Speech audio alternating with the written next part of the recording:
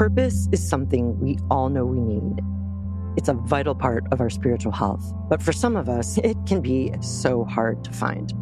Psychologist Belle Liang helps us navigate and thrive holistically through our own journeys in life by identifying 4 essential elements of purpose: character strengths, skills and expertise, deeply held values, and a sense of contribution to the world.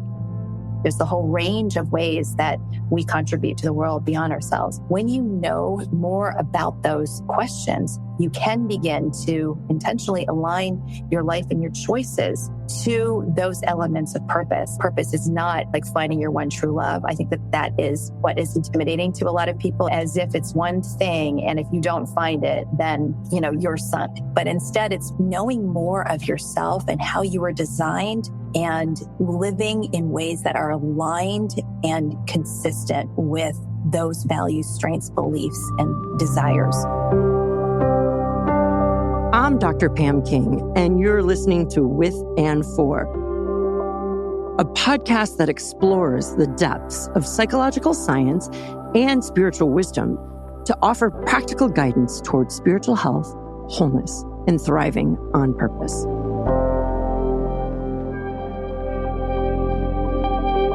The science of purpose promises many positive outcomes: mental health, psychological well-being, physical health, longevity, academic engagement, career fulfillment, and even nurturing relationships.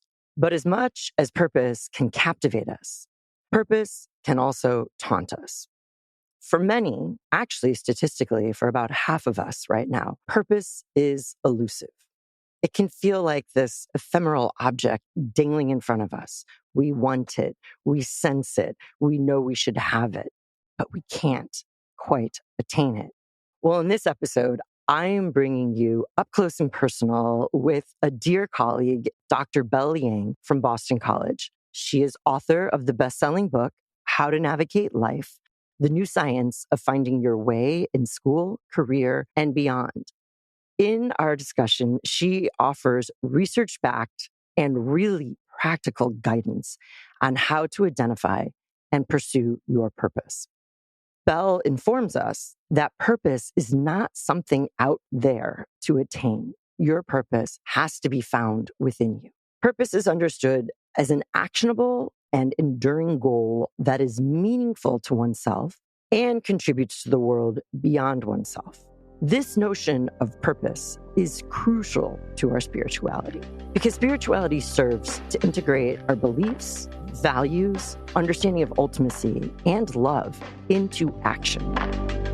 In my conversation with Belle, we talk about how family history shapes us as individuals, the importance of differentiation and emerging from early family dependency into a healthy sense of oneself as an individual, the role of faith, spirituality, and community in our understanding of purpose, a psychological definition of purpose as using strengths and skills and values to make a positive impact on the world. And we get deep into the practical elements of finding and living your purpose as an individual with and for others. And Belle guides us through a practice of reflecting on our past and finding our purpose. Belle, I have been looking forward to this so much. It is great to have you on the show, and I feel very fortunate to have some time to talk with you. I feel exactly the same way, Pam. I'm so looking forward to our conversation. And I've mentioned this before, that I so admire the work that you're doing at Thrive. I'm so excited about talking about some of the intersections between our vision and mission for purpose. And in Belle's story of purpose, we really started at the beginning. Actually, before the beginning, you might say. I asked Belle about her family history, her ethnic background as an Asian American, her faith background, and how the feelings of responsibility and meeting expectations of her family and culture informed her felt purpose as a daughter. Yeah, and that has played such a formative role. My role as a daughter in an Asian immigrant family who really sacrificed everything to come to the U.S. so that I and my brothers could have an education in the U.S. Both my parents came from very impoverished backgrounds. They had parents who passed pretty early in life. They were raised by single moms, and during a very, very difficult time. It was not a small feat that my dad was able to make it to the US, borrowing money from whoever would lend him money so that he could come to the US on a student visa. And that required a great deal of sacrifice for my mother, who was left behind for 2 years with a newborn. And it was 2 years before they were reunited on American soil when he was able to afford to bring them to the US. So that was sort of the backdrop and context of my growing up years. I just really was all about trying to please them and make their sacrifices worth it. And it really affected a lot of the choices that I made early in my life. I'm just both overwhelmed by thinking about the extraordinary opportunity that they gave you, but then the sense of responsibility and potentially heavy burden that might come with that, their sacrifice. It really, you don't think so much, about the ways that you are making choices based on your family's former sacrifices until you develop a little bit more awareness, I think, later in young adulthood. So at the time I was in high school and getting into college, and my choices in terms of what my major was in college, I just felt like maybe they were my decisions. They were my own desires and wishes. And it wasn't until I sort of developed a little bit more of awareness that I realized that a lot of my choices that I was making around major and career direction were really trying to live up to the expectations that I felt from my family and culturally and so on.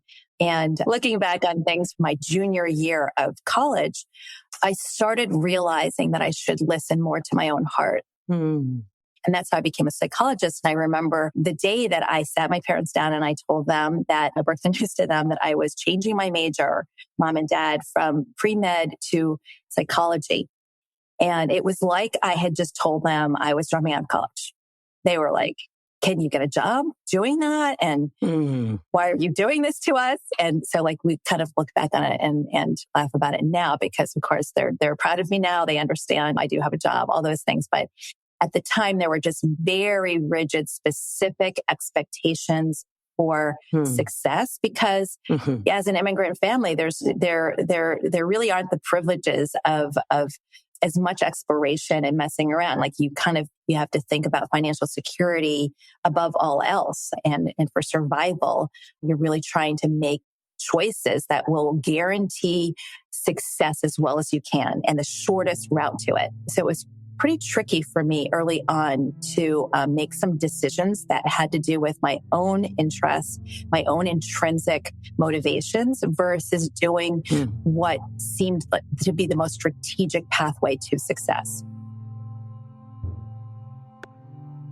My approach as a developmental psychologist trains me to think about the processes that shape us into who we are and what we can become. It's interesting how, in our search for ourselves and unlocking our purpose, thinking genealogically, thinking through the lens of ancestors and those who came before us, who brought us about, how this can shape our early sense of ourselves. But there's a very important process of differentiation that occurs as we go through adolescence and into adulthood that is crucial to our sense of thriving. As you always observe, teens are always pushing boundaries, pushing away from their family systems. It's a natural process in which we become more uniquely ourselves. And we're doing that so that eventually we can have intimacy, grow close to others, but on our own terms and as our own selves. And as young people do this, as they begin to listen to themselves, they listen to their interests, concerns, creative sources, and their aspirations. Parker Palmer refers to this process as enabling us to let our life speak. And Belle and I both agree that we need to listen hard to that inner voice of our life. There's so many voices in this world telling us what we should be, how we should be. It's really important to cultivate a practice and have a guide to help you listen to your own inner voice. As you know, I'm a huge cheerleader and fan of your book. I love your writing, and you picked some really beautiful quotes. And one of my favorite authors, Parker Palmer, you noted, included his quote, "Before I can tell my life what I want to do with it, I must listen to my life telling me who I am. And it sounds like that junior year in college was a moment where all of a sudden you started listening to your life and listening to your heart. How did you do that? Well, really, that is where faith comes in, because even through all of this period of intense striving and trying to live up to expectations and asking myself, what do other people want from me? Faith was already a very important part of my journey. And really it was the center of, what ultimately guides me today and what guided me then. I was, just aware that I had even a higher calling than what my parents expected of me, and that I had been given certain privileges and opportunities and interests. It was the sense that I had been given certain aspirations and interests and abilities that were not just handed down to me from my family, and, were not just random and chance, but that I became very aware that God has a purpose for my life. And I felt some safety in that. And I think that that's what enabled me to take some of the risks that I did, that I was like, okay, how wrong can I go if I'm really listening to my life and to the spirit within? I think that I can afford to take some scenic routes here and trust that it's going to bring me where I ultimately need to be. Belle's research suggests that it's often a look into the past, reflecting, remembering, and reconceptualizing those events, even and especially the hard times, the traumas, and the struggles that we've encountered.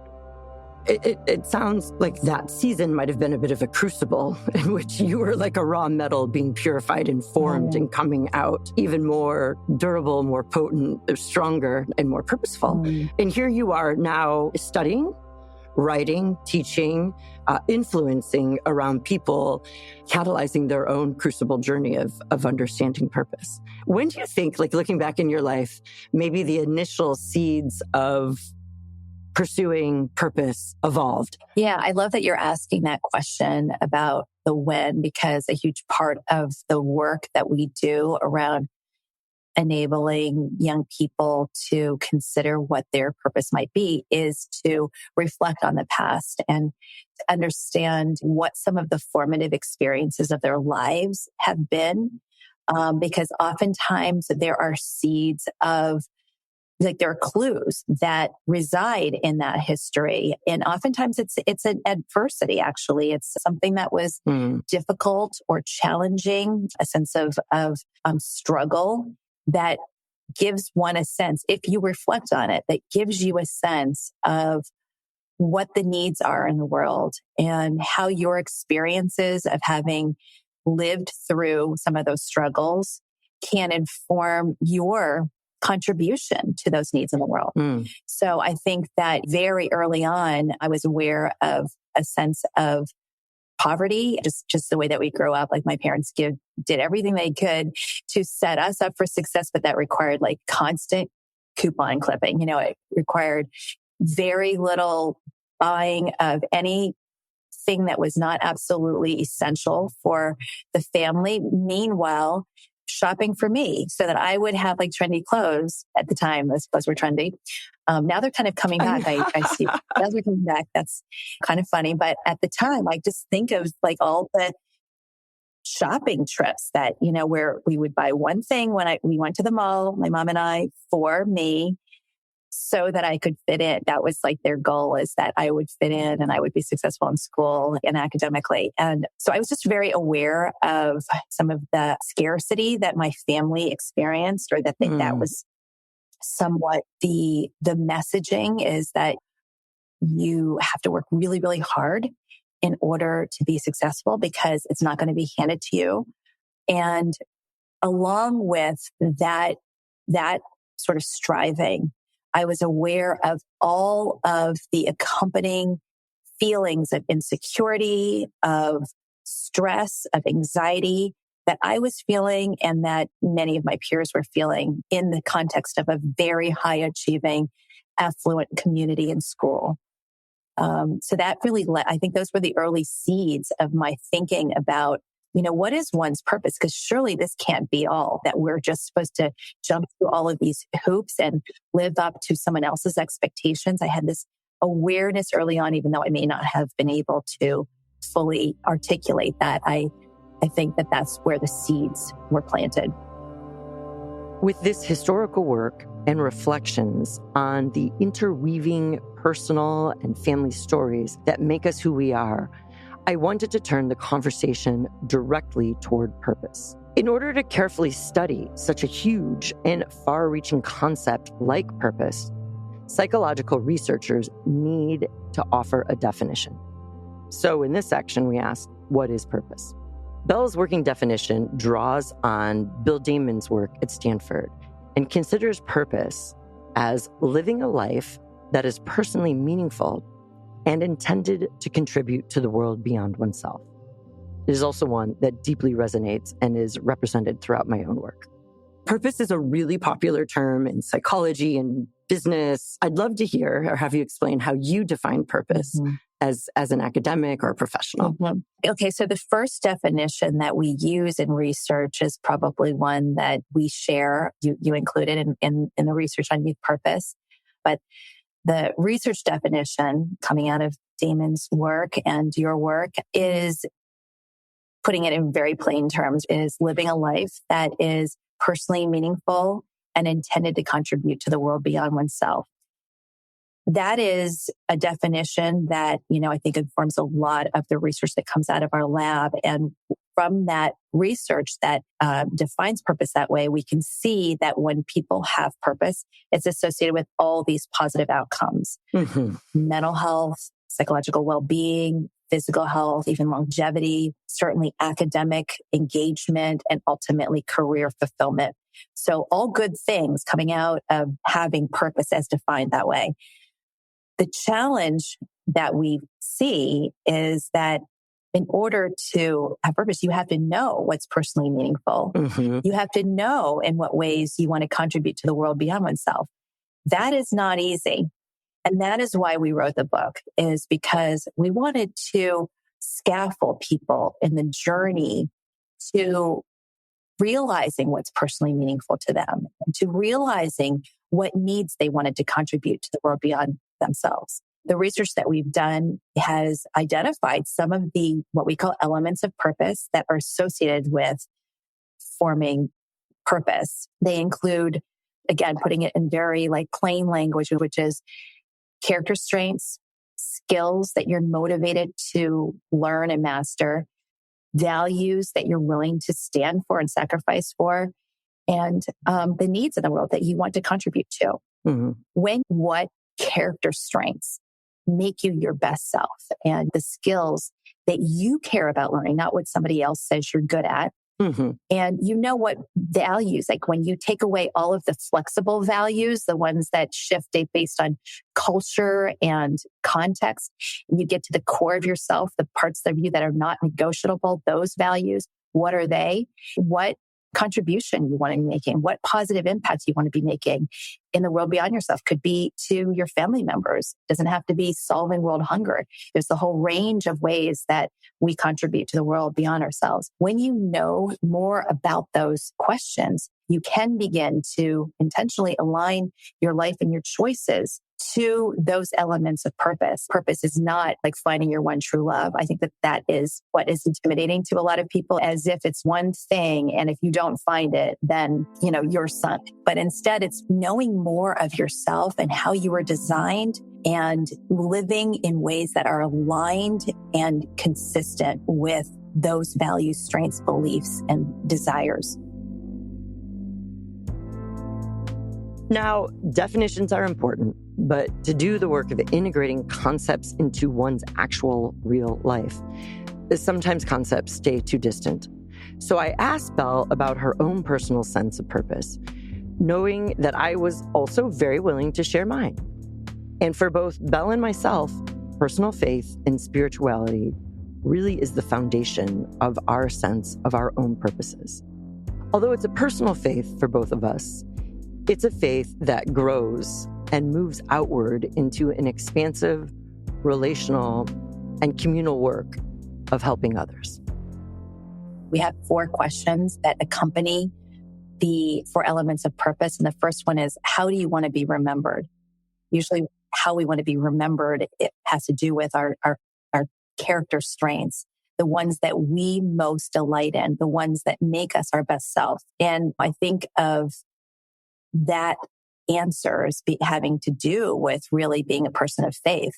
I don't necessarily say that in all of my circles where I'm speaking about this stuff, but I'm going to be 100% myself here with you, Pam, because I think we share some core beliefs and convictions that I want to be a person of faith who is using the privileges that I've been given, the skills and strengths and motivations that I've been given to the glory of God, frankly. We have this one small life, it's like a flicker in the time span of forever.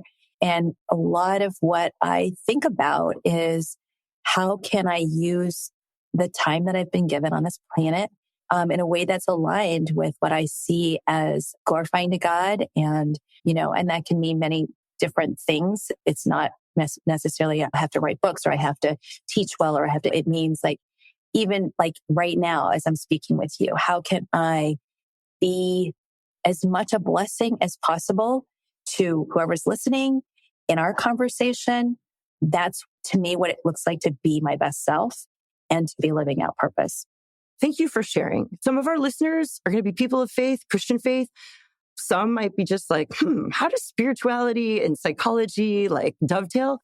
But I often think of Romans 12:1-2 as a life verse for me of offering our lives as living sacrifices that are holy and pleasing to God. And that is our act of spiritual worship. And as you just were talking about yourself, that came to mind of just how you want to be a help. You want to be an offering, whatever the call of the day is, writing, speaking, teaching, parenting, but just wanting to be a steward of your life. That's really beautiful. Profound. I think that it's important to be reminded that being like a living sacrifice is a joy. It's not like, let me do the thing I most hate because I think it will be something that God will smile upon, right? It's like we were designed for joy, for delight. Absolutely. And that's what's really cool about purpose is like, it's not inconsistent with like the scriptures to be living a life that is personally meaningful while you're also living a life that is a sacrifice. And it's the two are not mutually exclusive. They're like very aligned. And I think that's sometimes hard for some people to understand. They think that, okay, you've got to do either the practical thing or the purposeful thing, the thing that is like about passion. And, you just got to choose. You got to do the thing you hate just because it's the practical thing, or do the thing you hate because that's what God wants you to do. And then sacrifice, what is truly something that you enjoy and you care about, and you're excited about.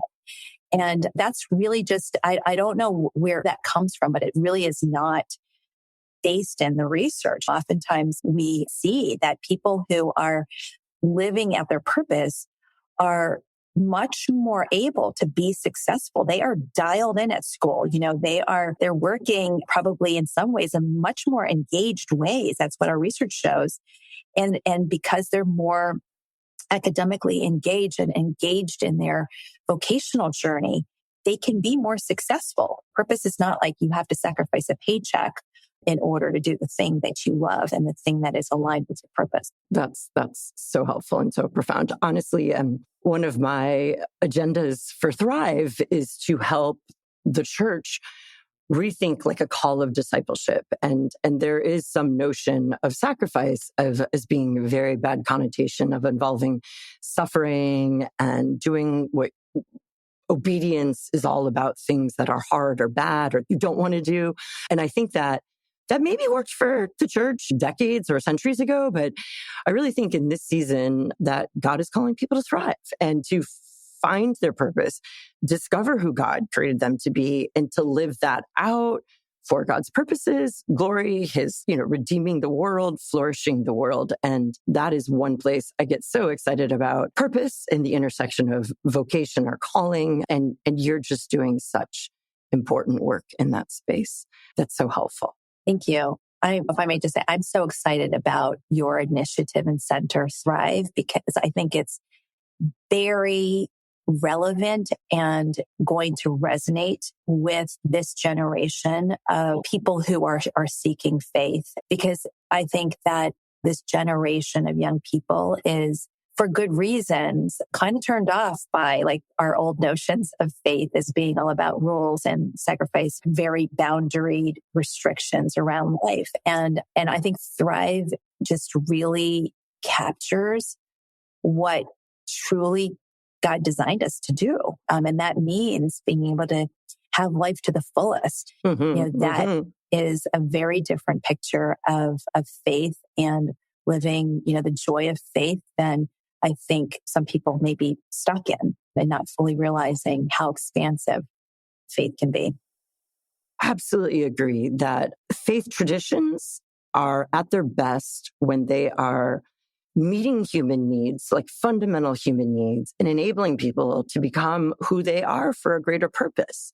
And that's really how I understand thriving. I had a little epiphany. I'm Presbyterian, so I don't have a lot of big transcendent moments in my life. But a friend asked soon after I started graduate school at Fuller, what pushes your buttons? And he meant it in a positive way, not what irritates you. And I just spontaneously said, enabling people to thrive and become who God created them to be. And I didn't even know what I was saying, but I heard myself say it. And I've globbed onto that, in terms of my studies and my research. It's how do we understand people becoming most fully themselves for a greater purpose?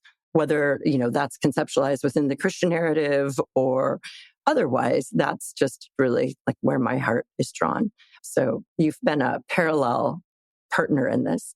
I very much feel like a parallel partner with you, because when you said that is that is exactly how I see your purpose, is enabling people to thrive, because you are creating all these opportunities for people to thrive and to talk about thriving and to think about thriving and ask questions about what thriving is. And we grow in the direction of our questions. And mine is very similar. So while my overarching purpose is to be a blessing, to be able to, live in a way that's to the glory of God, my unique way of doing that is similar to yours.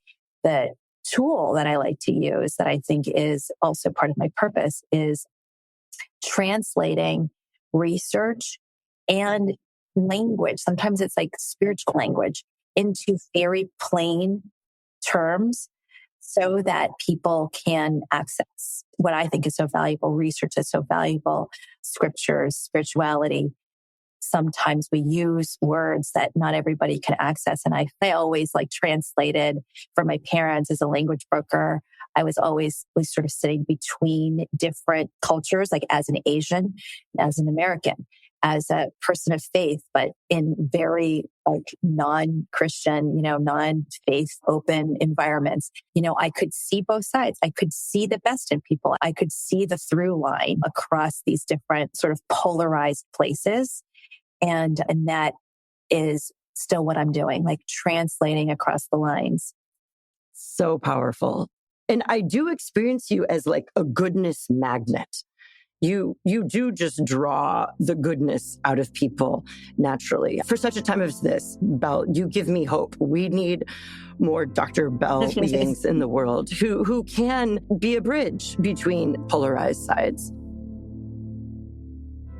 A key element of what I'm trying to do in this podcast and the Thrive Center, we're trying to be overtly practical, to offer real science-backed practices that facilitate our spiritual health and personal and relational thriving in this world. So I asked Belle to offer an extended practical session that will help us align with our purpose. You can listen now.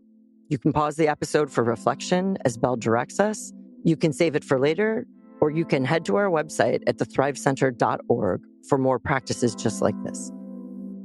So yeah, when you talk about purpose, I really love that you conceptualize or describe with your beautiful gift of words, purpose as involving a decision and being intentional. Yes. So I can give you some examples of how we try to translate the research on purpose to action? What is the how to? How do you actually apply the findings from the research so that you can cultivate more purpose in your life? We have a bunch of tools and particular like sort of strategies for being able to identify the elements of purpose and ultimately the how bringing together, like how do these elements of purpose inform your purpose? We would say purpose is using your strengths and skills to make a positive impact in the world that's aligned with your core values. So how do we begin to identify all of those elements of purpose that inform that kind of purpose? We break it down because some of us know intuitively what some of those elements of purpose are, but there's a lot that we don't know about ourselves because we've never been given the space to reflect and given the scaffolding to ask those kinds of questions of ourselves. And so I would say as a really quick thing for your listeners is to journal for 5 minutes without raising their pen from their paper on an index card or on a piece of paper. Just kind of get away from tech for a moment, just so you can really think and focus and reflect on the first question, which is, how do you want to be remembered? And it's hard to do at first, but people always find that, as the first minute goes by into the second, it becomes easier and easier and it just starts flowing off of your pen. And then you have this response about how you want to be remembered. And then I say, now look at what you've written and choose 3 or 4 phrases or words that feel particularly meaningful to you, profound in some way. They really capture how you want to be remembered. And so then they do that. And then oftentimes those are the strengths that they want to be remembered for. And then I say, okay, now let's reflect on those strengths and take the first one. What's one thing you can do in 1 minute that's going to move you one step closer to your purpose? What's one thing that you can do that's going to take you one step further towards your purpose and something that would just take you 1 minute to do to build that strength? So let's say my strength was, that I want to build. It's something that I, not completely have achieved, but is like courage. And that is something that I delight in. And it's something yet that I want to cultivate in my life. What is one thing that I can do to cultivate courage? It might be to reach out to that person or speak to somebody in the elevator or in the line while I'm waiting for my coffee, and doing those kinds of things as a practice rather than as a one-off. And then I'm going to work towards creating some sort of moment that matters, what we call moment that matters in our book, which is an event, a formative experience where I'm going to be able to use those strengths that I've been practicing. It might mean that I'm going to give a talk. And that was something that I struggled with in terms of my courage level. And now I've been practicing in a very intentional way skills to lead up to that moment that matters. And so I think it's really important for us to realize that we want to connect our envisioned future, whatever that aspiration is for growth in that strength or that skill, with where it came from, which is, reflecting on our past and what informed it, with the action in the present, and to have people come alongside us to journey with us as we develop those skills and strengths. Belle, this is so practical, helpful. And I think some people have access to practices or information or science about purpose. And others are like, it sounds great, but how do I do it? I know you have some specific exercises that you offer people for helping identify their purpose. Could you share one with our audience? Absolutely. So I would say to those of you who have an interest in practicing purpose, try this one out. Take out a sheet of paper and a pencil or pen and start by envisioning the future. I want you to just really do a brain dump. You're going to write for 5 minutes. We're not going to take the 5 minutes here, but you can pause the podcast and just write for 5 minutes without lifting your pen. No one else is going to see your paper. So, you can write whatever you want. And it might feel hard at first, but it will get easier and easier until it just starts flowing out of your pen like water. So you're going to ask yourself this question. In an ideal world, what does success look like for you? And then set your timer and start to write. And after you've done that, you've written for 5 minutes on what does success look like.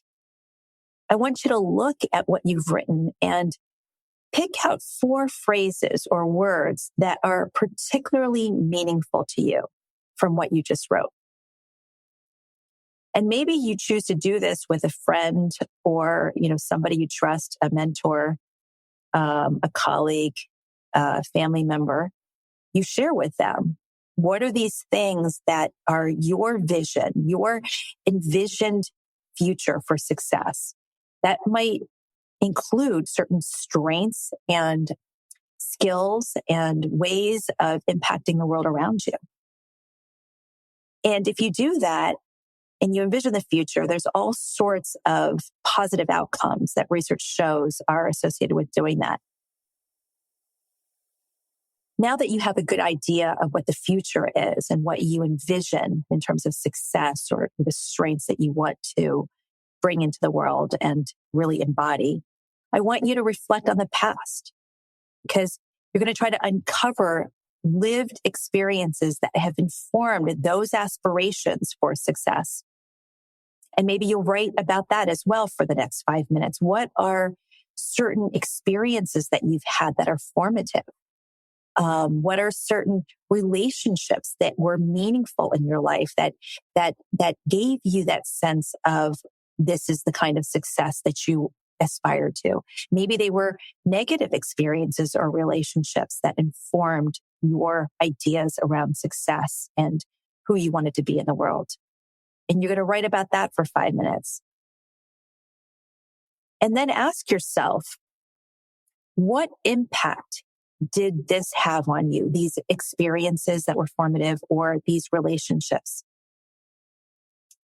Maybe choose one of them to write about. This relationship or this experience, did it cause you to think differently about yourself or the world? Did you learn a profound, maybe even a harsh truth about yourself or the world?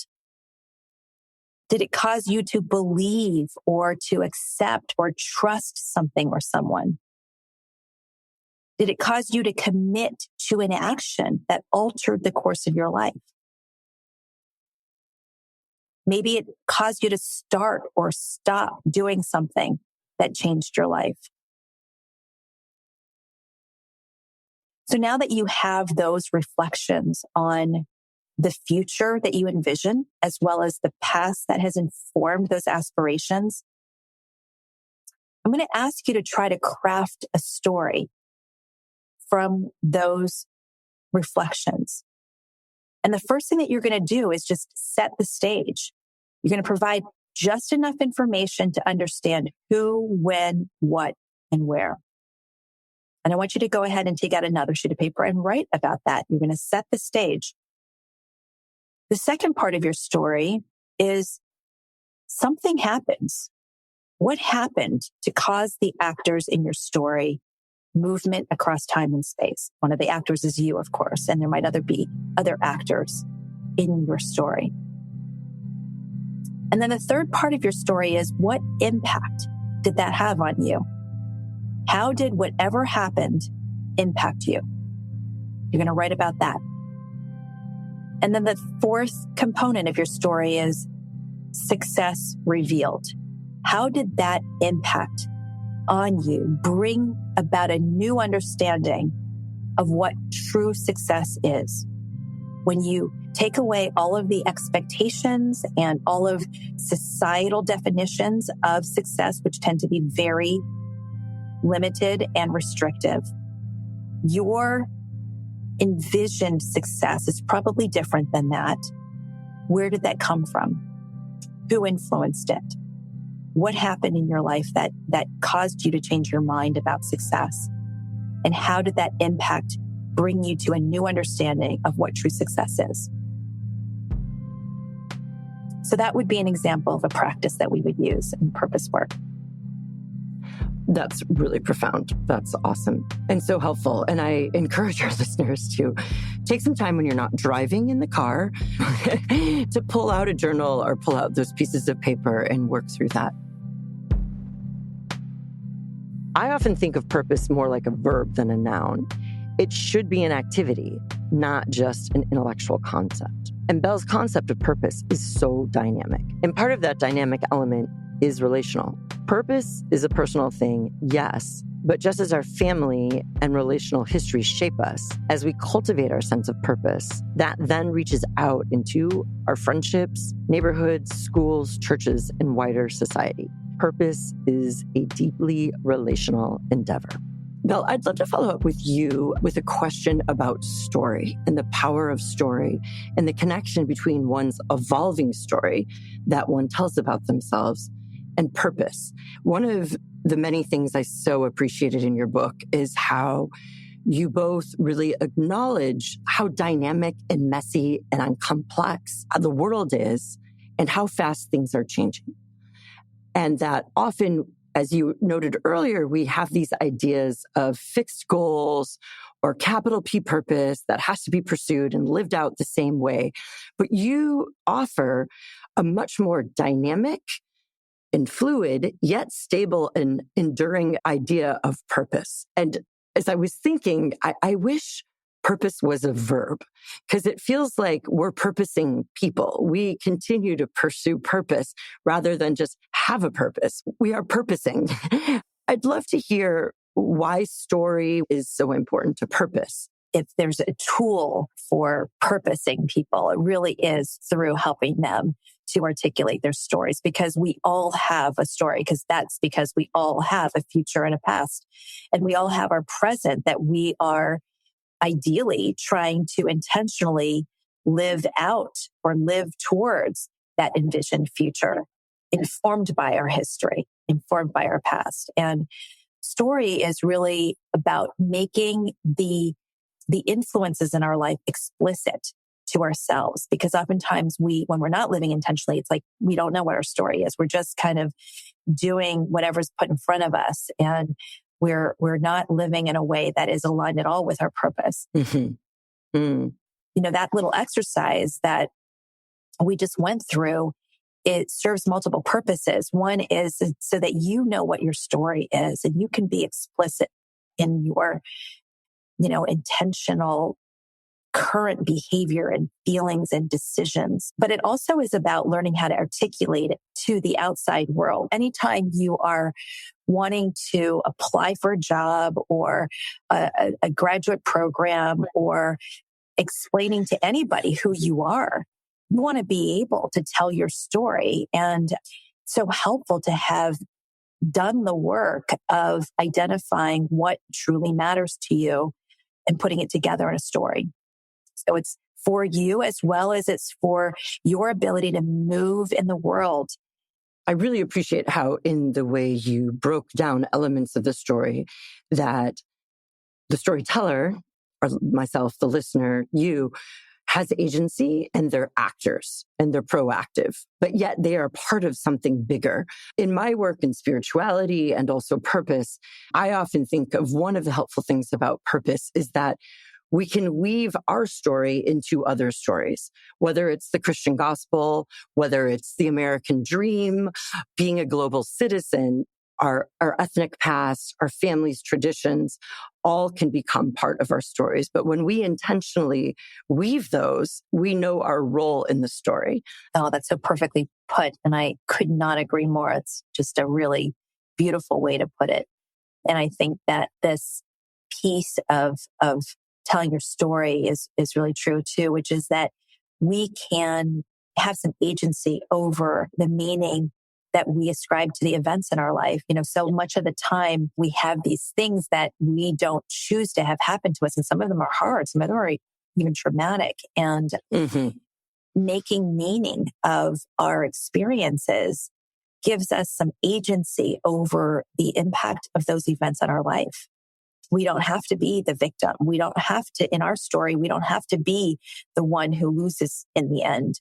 We are the ones who get to determine what, in a way, what impact and what meaning those events have had in our life. We realize ultimately that it's God who gives us our identity and no one else, no other human can. And there's just something so incredibly freeing and empowering in that, because oftentimes we let events and other humans, we tell ourselves that we are who they made us to be, but we aren't. So storytelling is about, reclaiming our own life events and our own experiences and making meaning of those. Absolutely. So powerful. One time we were talking and you actually said the phrase, it was in the throes of COVID, about how people are coming to the ends of themselves. And you were graciously pointing to me and saying your work on spirituality is really helpful when people get to the ends of themselves. But I'd love to hear how you understand this work on purpose, whether people have spiritual inclinations or have beliefs in God or identify as Christian. Like, how does purpose intersect, come alongside us, help us when we are at the ends of ourselves? I think that spirituality is, whether or not you are a believer and have experienced this yourself yet, it is such a resource, right? Because we're living our own lives. We see the limits of our power. Even as I said, you can have agency over your story. We also know all the ways in which we feel powerless to change the future or the past, and we have limitations in our current lives. The resource of understanding that there's so much more to our strength than our own human strength, that we can tap into divine power. So when the situation seems impossible and I feel like I can't possibly achieve, like I felt like writing a popular press book seemed so unattainable. Coming from my history, I never aspired to it at all. I resisted the opportunity and the invitations for a long time because I didn't think I could do it. And I was right. I kind of, why should I be able to do this? But because that desire came from my purpose, which was to translate research into like very plain language that people could benefit from, and it could ultimately enhance their sense of purpose, I was like, I'm going to have to do this thing. And God, I'm going to need like some divine support around this. I know I want to grow in these strengths. I know I want to grow in these skills. I want to impact the world in such and such a way, but there are all these other things I can't quite control. And I have this sense, like I have experienced the divine power of praying, trusting God, seeking God to do these things that I'm setting out to do, and experiencing that animating force behind my intentions and aspirations. Finding our purpose and maintaining a dynamic and well-integrated sense of how that purpose informs us. This is not easy work, of course. And there are some who think that purpose is just for the privileged, just for those who have the leisure time to worry about it. So I asked Belle to respond to this criticism, and her perspective is that nothing could be farther from the truth. And this is not to lionize suffering or baptize trauma or marginalization at all. Belle finds that there's often a deep sense of purpose that emerges from those who have suffered systemic injustices. And personally, I believe that there's a depth of knowing oneself and one's purpose that emerges from suffering. And this is really consistent with some of Jesus's core teachings in the Sermon on the Mount. He says, "Blessed are the poor in spirit, for theirs is the kingdom of God. Blessed are those who mourn, for they will be comforted.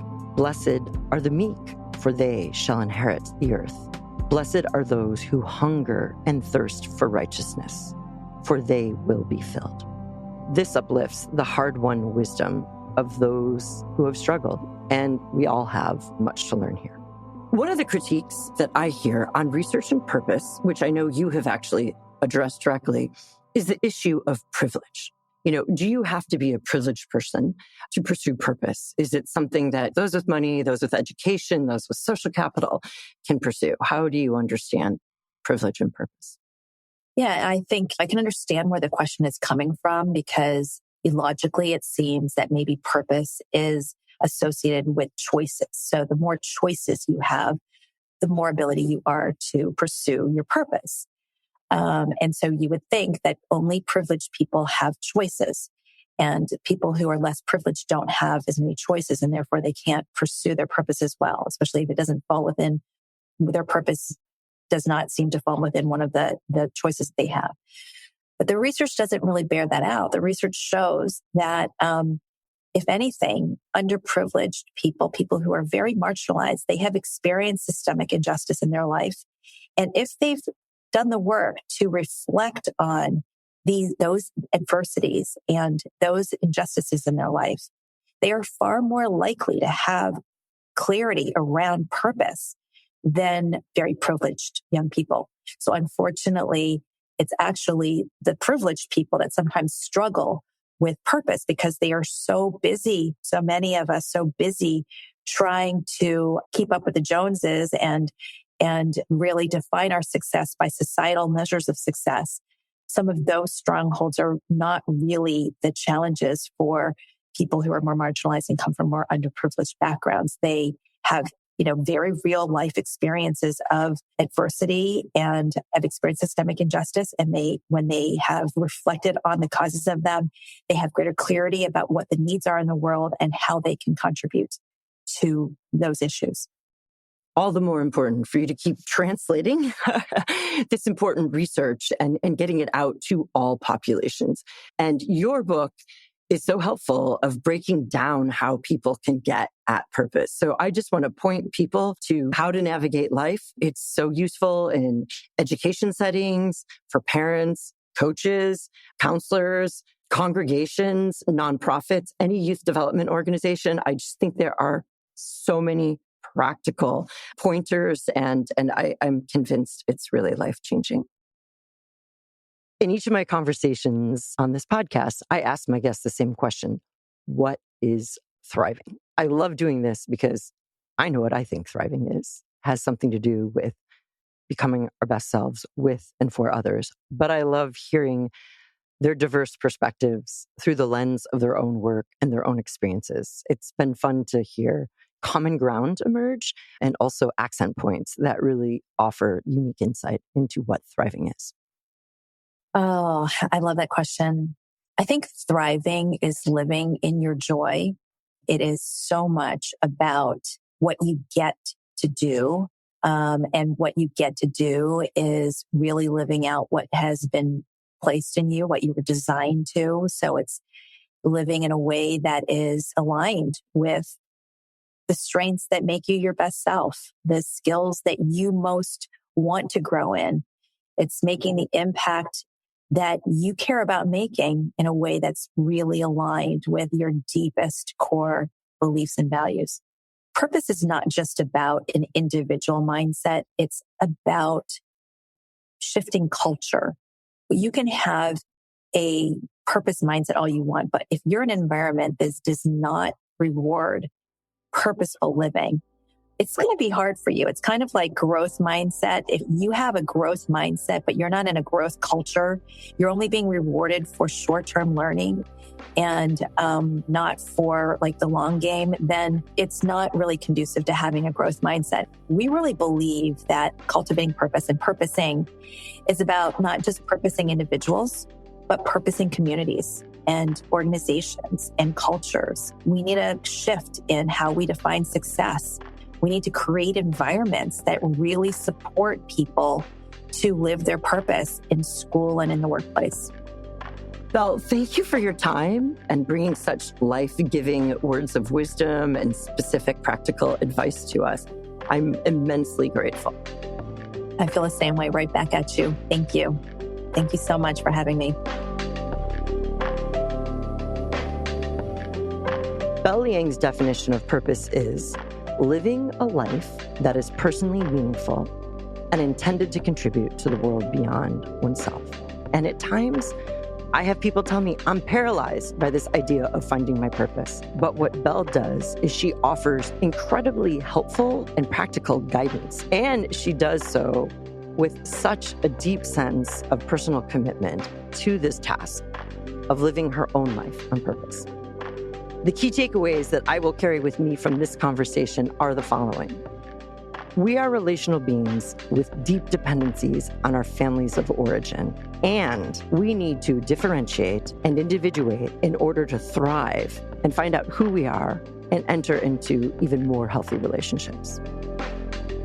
To find our purpose, we can let our lives speak, and there is transformative power in personal storytelling when we do so mindfully and intentionally. Faith can be fertile ground for finding purpose, especially when practiced in communities of thriving and healthy spirituality. Spiritual health includes our own awareness of our evolving sense of purpose and an application of that to our daily lives, work, vocation, and all the relationships we find.